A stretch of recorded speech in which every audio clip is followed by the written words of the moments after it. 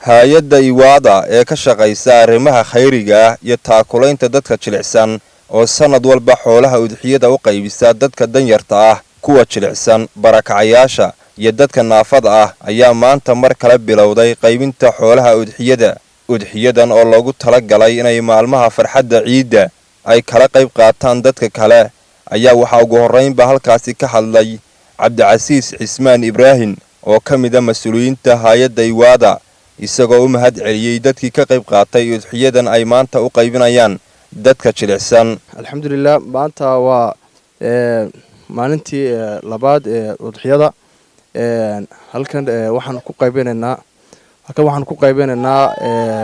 150 neef loogu talagalay dadka masaakiinta iyo fuqarada. waxa weeyaan maalintaas ciida aan xoolo qalan karaynin oo waxa weeyaan aan awoodin inay qashaan neefaf. marka hay'adda Iwaada oo waxa weeyaan dhowrkii sano u dambeeyay 12 sano u dambeysay hawlahan waday oo ku hawlanayd oo waxa weeyaan la qaybsan jirtay walaalahooda masaakiinta farxadda. ayaa sida uga barateen ayaa maanta halkan ku bilowday inay qaybiso xoolaha kan. marka waxa loogu talagalay dadka danyarta ah aan waxa weeyaan heli karaynin inay waxa weeyaan maalinta iyada udxiyeystaan dadkii. marka halkan ayay maanta insha Allah taala ilaahay qadaray inaanu ku qaybino.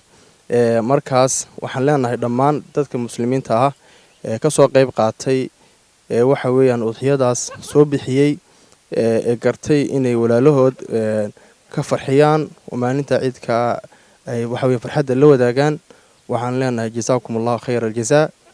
ilaahay fi miisaan xasanaatikum ilaahay ha u saaro, dembigoodana Allah ha dhaafo. iyagana waxa weeyaan ilaahay waxa weeyaan kuwii meesha ka soo saareen wax ka khayr badan ilaahay ugu bedelo insha Allah taala. intana kuma eega oo maanta kaliya 150 oo waxa weeyaan maalmaha ciidka inta ka hadho dhan insha Allah taala way soconaysaa.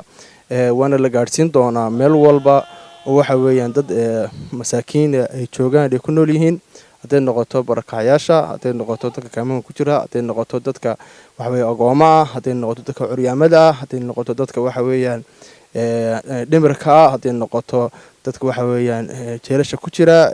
dhammaan insha Allah taala waxaas oo dhan waa la gaarsiinayaa haddii Ilaahay ka dhigo biidhnillaahi kariim. hay-adda Iwaada ee ka shaqaysa arrimaha khayriga ah iyo taakulaynta dadka jilicsan ayaa sanad walba si joogta u qaybisa xoolaha udxiyada. Cabdirashiid Timir, Home Cable TV.